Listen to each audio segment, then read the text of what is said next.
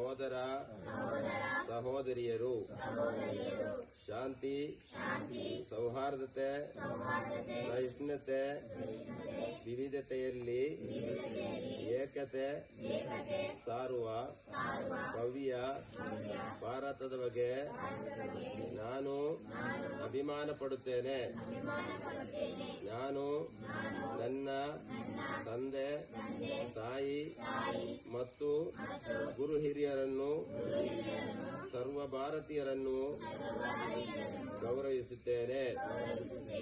ನಾನು ನನ್ನ ದೇಶದ ಮತ್ತು ದೇಶದ ಪ್ರಜೆಗಳ ಕ್ಷೇಮ ಐಶ್ವರ್ಯಕ್ಕಾಗಿ ಸದಾ ದುಡಿಯುತ್ತೇನೆ.